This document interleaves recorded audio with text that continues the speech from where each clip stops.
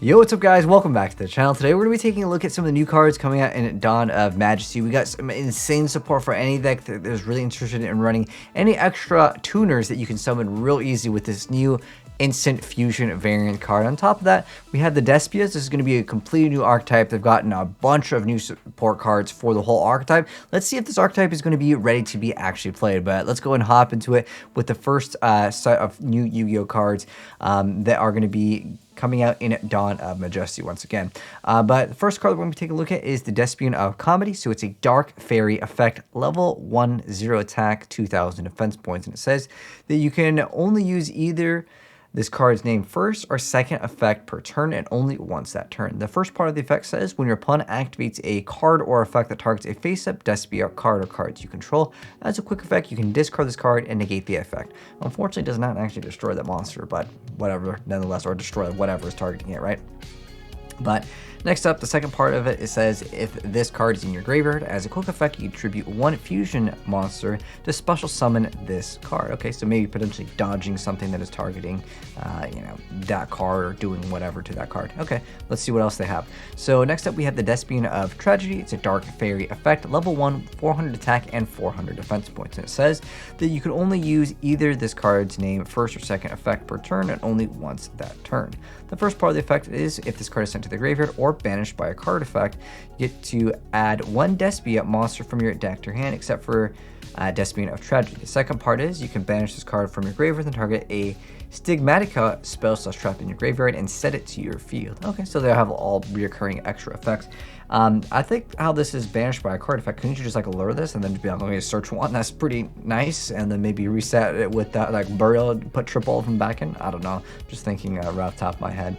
Next up, though, we have the Albert Jester of Despia, which is a Dark Fairy effect, level 4, 1800 attack and 0 defense points. And it says you can only use either this card's name's first or second effect per turn, and only once that turn. The first part of it says if this card is normal or special summon, you get to add one Stigmatica spell/trap from your deck to your hand. The second part of it says if a face-up fusion monster you control is destroyed by battle or leaves the field by an opponent's card effect while this card is in your graveyard, you can target one effect monster your opponent controls, special summon this card, and if you do, negate that target's effects until the end of this turn.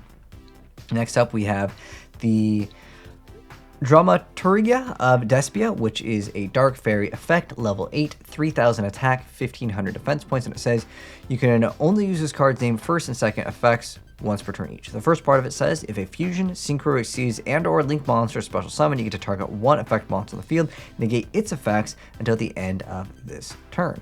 The second part is if this card is used as material for a fusion summon from the hand or field and sent to the graveyard or banished, you can special summon it. Wow, this is a really insane effect because it doesn't have to actually target that specific monster, and that also means technically if you summon something, you would get the effect too. It doesn't even have to be just your opponent. That's a really interesting effect, and I like this card like as an archetype already. This is looking pretty dang good.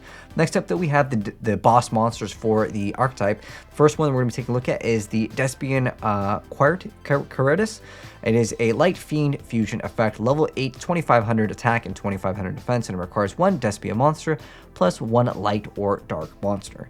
And it says you can only use this card's name first and second effects once per turn each. The first of the effect is during the main phase. As a quick effect, you can change the attack of all face-up monsters currently on the field to 0, except for level 8 or higher fusion monsters until the end of this turn. The second part is if this face-up card you control leaves the field by an opponent's card effect, you get to add to your hand or special summon one Despia monster or one Fallon of Albus from your deck. Okay. This archetype is actually looking pretty promising already. I mean, just during the main phases, everything becomes 0. I think there's there's lots of actual other cards. It's just currently on the field until the end of this turn. He was like trolling with like Venom Swamp. I think it has to be reduced by Venom Swamp specifically, but there's a lot of cards actually where if it has 0, I mean at that point they're not attacking, so more than likely you'll be able to run over them next turn. But I like how he's a quick effect too. That is kind of nice, but obviously effects are like the most important things to stop pretty much in this day and age in Yu-Gi-Oh, but it might be still viable. Next up, though, we have the Despian Proscenium. It is a Light Fiend fusion effect, level 11, 3200 attack and 3200 defense points, and it requires one Despian monster plus one light monster +1 dark monster. It says that you can only use this card's name first and second effects once per turn each. The first part of the effect is during the main phase, as a quick effect, you target one fusion, synchro, exceed, or link monster in your opponent's graveyard, either banish or special summon to your field. The second part is when this card destroys an opponent's monster by battle, you get to inflict damage equal to the destroyed monster's original attack or defense, whichever is higher. I'm actually thinking about like using this with Super Poly. If you're like, light and dark are very common right now in Yu-Gi-Oh! They've been common for a really long time. But if you're able to go board wipe with this, right, and you're sending that card to the graveyard, and then during the main phase, just go ahead and bring something back right there. And on top of that, when it destroys, like, you can easily OTK with this Despian boss monster. And the artwork does look really cool. But yeah, I definitely think this is like an archetype that can make great use out of, like, Super Poly.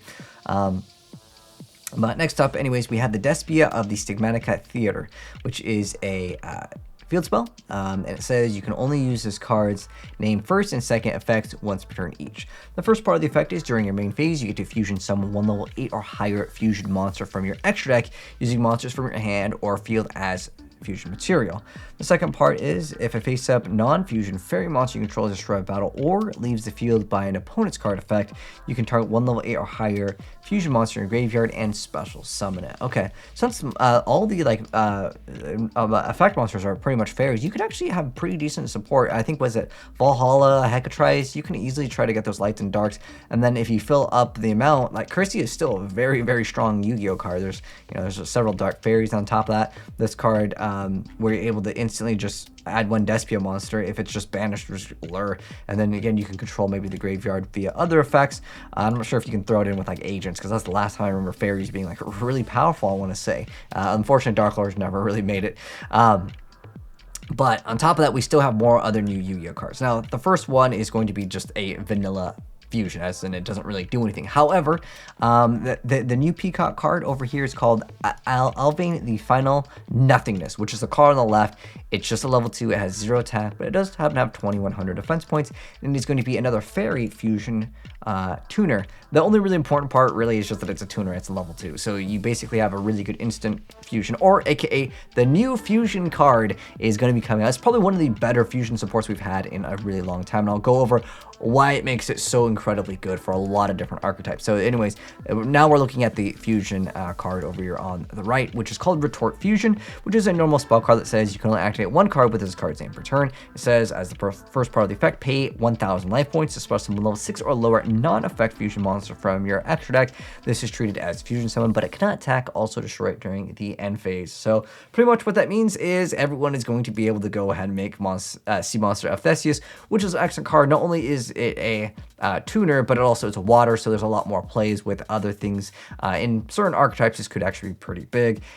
This is like the main thing that I think most people would actually want to go for. Obviously, the new Peacock card, whatever, the Alvain, yeah, you can go for that as well. There's probably a lot of other like random obscure targets that, you know, if you guys know of any really old school Yu-Gi-Oh cards that, I mean, was it Sandwich? I don't think that card has an effect too. It requires like Witch of the Black Forest and Sangan, because finally Witch of the Black Forest is not banned, it has a new errata, but I don't think most people would be going for Sandwich, unless it's just for troll purposes. But like this card is really good for a lot of different archetypes, and again, I think a lot of people are just going to be able to make lots of Dragon at the end with that combo. Plus, it just opens up the doors for a lot more decks to have any synchro capabilities, and I think that a lot of people will definitely be running. I can see a lot of synchro decks even just maxing out on this card, only once per turn, but still, that is a huge effect, being able to get like a giant tuner out, especially since you can probably do a lot of, so I'm thinking like Zoken. There's a lot of actual plays with this card. Again, it just opens up the doors for insane plays, but anyways, that's going to go ahead and wrap it up for the newer archetype, the Despias, with their new boss monster. I think this card's looking pretty good for, again, Super Poly, OTKs. Definitely really cool to go ahead and see them. And I think they're looking okay right now. I think they have a lot of potential. But let me know your guys' thoughts down below in the comment section below. But thanks for tuning in, guys. And if you enjoyed the video, drop a like on it. And if you're new here and do want to see more new Yu-Gi-Oh cards as soon as they get announced, make sure you guys subscribe with that bell notification on. Or if you guys want to send me in gameplay of any of these, and I'll definitely give you guys a shout out as well, feel free to go ahead and send in a replay file to azneyesreplays@gmail.com, or just hit me up via the Discord. But anyways, I'll catch you guys in the next one. Have a good one, and I'm out. Peace.